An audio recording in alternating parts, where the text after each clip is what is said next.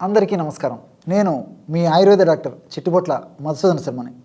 మనం ఈ వీడియోలో మోకాళ్ళ నొప్పులకి చక్కటి గృహ వైద్యం అనేటువంటి ఆసక్తిదాయకమైనటువంటి అంశాన్ని గురించి తెలుసుకోబోతున్నాం.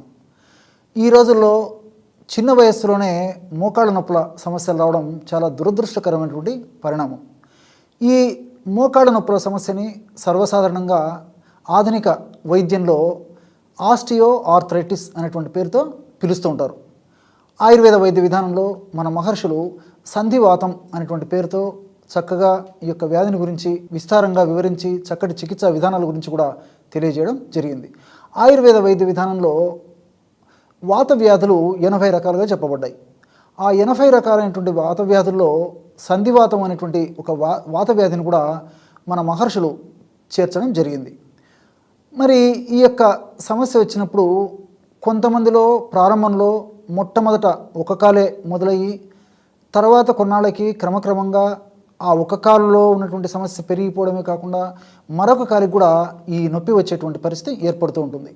ఈ సమస్య వచ్చే కొద్దీ మెట్లు ఎక్కడం కష్టంగా ఉంటుంది, దిగడం కష్టంగా ఉంటుంది, అదేవిధంగా కూర్చోవడము లేవడం కష్టంగా ఉంటుంది, వంగడం కష్టంగా ఉంటుంది, ఏదన్నా పని చేసుకోవడం కష్టంగా ఉంటుంది, ఫ్రీగా నడవడం కష్టంగా ఉంటుంది. ఇలా ప్రతి పని కూడా ఇబ్బందికరంగా ఉండేటువంటి పరిస్థితి ఏర్పడుతూ ఉంటుంది.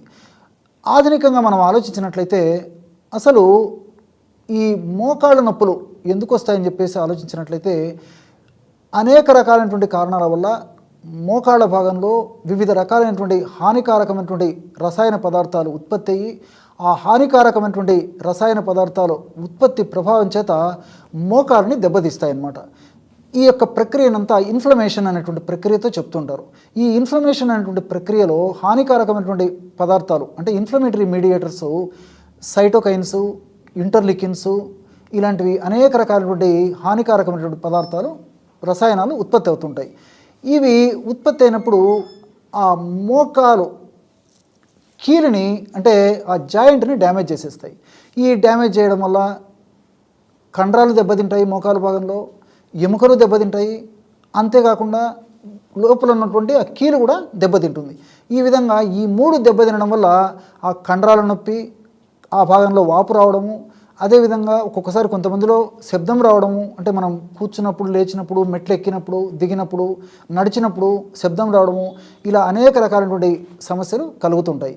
ఈ మోకాళ్ళ నొప్పి సమస్య ఉన్నప్పుడు ఇంతేకాకుండా కండరాల భాగంలో కొన్ని రకాలైనటువంటి ఎంజైమ్స్ కూడా ఉత్పత్తి కావన్నమాట. ఎప్పుడైతే మోకాళ్ళ భాగంలో ముఖ్యంగా కండరాల ప్రాంతంలో ఎంజైమ్స్ సరిగ్గా ఉత్పత్తి కావో ఈ హానికారకమైనటువంటి రసాయన పదార్థాల ప్రభావం చేత అప్పుడు ఆ మోకాళ్ళ భాగం స్టిఫ్నెస్ అనమాట, అంటే ఎంజైమ్స్ సరిగ్గా విడుదల కాకపోవడం చేత ఎంజైమ్ సంకోచ వ్యాకోచాల్లో మార్పు జరిగేసి స్టిఫ్నెస్ గట్టిగా తయారైపోతాయి అన్నమాట. అలాంటప్పుడు ఇంకా ఇబ్బంది పడేటువంటి పరిస్థితి ఏర్పడుతుంది. ఈ యొక్క సమస్య అధికంగా వయస్సు ఉన్నటువంటి వాళ్ళలోనూ, అంతేకాకుండా ఈ చలికాలంలోనూ కూడా అధిక బరువు ఉన్నటువంటి వాళ్ళలోనూ వీళ్ళలో కూడా మరీ ఎక్కువగా ఉండేటువంటి పరిస్థితి ఏర్పడుతూ ఉంటుంది.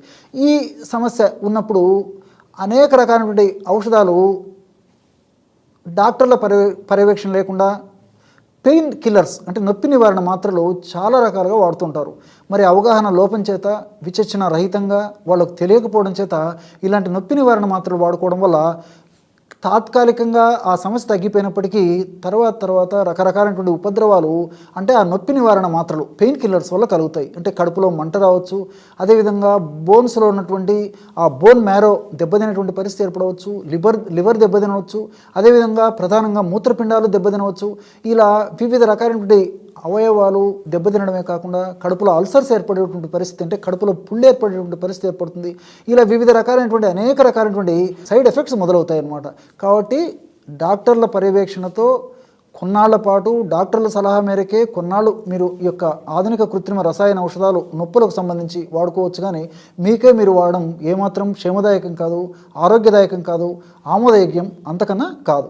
మరి ఈ నేపథ్యంలో మనకు ప్రకృతిలో లభించేటువంటి అనేక రకాలైనటువంటి ఔషధాలపైన సదవగాహన కలిగి ఉండి వాటిని సద్వినియోగం చేసుకున్నట్లయితే చాలా త్వరగా వెంటనే శీఘ్రంగా ఆ యొక్క సమస్య తగ్గిపోతుంది. సైడ్ ఎఫెక్ట్స్ రాకుండా సైడ్ బెనిఫిట్సే మనకు కలుగుతాయి అన్నమాట. మరి అలాంటి ఔషధ యోగాల్లో మీకే మీరు తయారు చేసుకోదగ్గ సులువైనటువంటి ఔషధయోగాన్ని మనం ఈ వీడియోలో తెలుసుకోబోతున్నాం. ఆ తైలం తయారీకి కావలసినటువంటి పదార్థాలు 4. మొట్టమొదటిది బాగా నిదానంగా రాసుకోండి. ఈ రోజుల్లో చాలామంది, ఇంతకుముందే చెప్పాను, చాలామంది మోకాళ్ళ నొప్పులతో బాధపడుతుంటారని చెప్పేసి మీకే మీరు స్వయంగా తయారు చేసుకోవచ్చు. తయారు చేసుకోవడం సులువు, వాడుకోవడం సులువు, ఫలితం కూడా చాలా సులువుగా పొందవచ్చు. ఎలాగంటే 200 మిల్లీలీటర్ల నువ్వుల నూనె ఒక పాత్రలో తీసుకోండి. ఆ నువ్వుల నూనెలో 20 గ్రాములు వెల్లుల్లి రెబ్బలను నలగొట్టేసేసి వేసి, అందులోనే 20 గ్రాములు సైంధవ చూర్ణం కూడా వేసి పొయ్యి మీద పెట్టేసేసి కొద్దిసేపు సన్న మంట మీద మరిగించండి. కొద్దిసేపు మరిగించేసరికి ఆ వెల్లుల్లిలో ఉన్నటువంటి ఔషధ గుణాలన్నీ నూనెలోకి వచ్చేస్తాయి అన్నమాట. ఆ వెల్లుల్లి కూడా నల్లగా మారిపోతుంది. ఇదే మీకు గుర్తు. వెల్లుల్లి రెబ్బల యొక్క పొట్టు నల్లగా మారిపోతుందో, అంటే వెల్లుల్లి రెబ్బను దంచి వేసింటాం కదా, నల్లగా మారిన తర్వాత ఆ పాత్రను కిందికి దించేసి ఉడగట్టేసి అందులో 20 గ్రాములు ఇంగువ చూర్ణం. ఇంగువ తెలుసు కదా మనకందరికీ, సర్వసాధారణంగా వంటింటి పోపు దినుసే కదా. ఇంగువను చూర్ణం చేసినటువంటి ఆ యొక్క ఇంగువ చూర్ణాన్ని 20 గ్రాములు ఆ వేడిగా ఉన్న పదార్థాన్ని వడగట్టేసి అందులో వేసేసి మూత పెట్టేసేయండి. ఆ ఇంగువలో ఉన్నటువంటి ఔషధ గుణాలు కూడా క్రమక్రమంగా అది చల్లారేసరికి ఆ నువ్వుల నూనెకి వచ్చేస్తాయి అన్నమాట. అంటే మనకు నువ్వుల నూనెలో వెల్లుల్లి రసము, వెల్లుల్లిలో ఉన్నటువంటి ఔషధ గుణాలు కలిసాయి, సైంధవ లవణంలో ఉన్నటువంటి ఔషధ గుణాలు కలిసాయి, అట్లే ఇంగువలో ఉన్నటువంటి ఔషధ గుణాలు కలిసాయి. ఈ 3 పదార్థాలు కూడా నొప్పిని తగ్గించేటువంటి వాటిలో అత్యుత్తమంగా పనిచేస్తాయి అన్నమాట. దీనికి తోడు తైలం, నువ్వుల నూనె కూడా ఈ యొక్క నొప్పిని తగ్గించడంలో చాలా అద్భుతంగా పనిచేస్తుంది. మనం ఈ 4 పదార్థాలు కలిపి తయారు చేసుకున్నటువంటి పదార్థం కాబట్టి ఇది చాలా అద్భుతంగా పనిచేస్తుంది. ఈ విధంగా ఆ యొక్క తైలాన్ని తయారు చేసుకున్న తర్వాత ఆ యొక్క తైలాన్ని చల్లారిన తర్వాత ఒక గాజు సీసాలో నిల్వ ఉంచుకొని రోజు ఉదయం ఒక్కసారి, సాయంత్రం ఒక్కసారి తగినంత ఈ నూనెని తగినంత తీసుకొని మోకాళ్ళ భాగంలో తగినంత అప్లై చేసి సున్నితంగా మర్దన చేస్తూ ఉండాలి. ఇంతే. ఈ విధంగా సమస్య తీవ్రంగా ఉంటే రోజు 2 సార్లు చేయవచ్చు. సమస్య కొద్దిగా ఉంటే రోజు ఒక్కసారి కూడా చేసినా సరిపోతుంది. ఇక్కడ మీరందరూ కూడా మరొకటి గుర్తుంచుకోవాలి. ఈ రోజుల్లో ఆధునిక నాగరికత పుణ్యమని మన సంస్కృతి ప్రభావాల చేత, పాశ్చాత్య నాగరికత ప్రభావం చేత మరి ఈ రోజుల్లో వ్యాధి లేని మనిషి లేడు అంటే అతిశయోక్తి కాదు.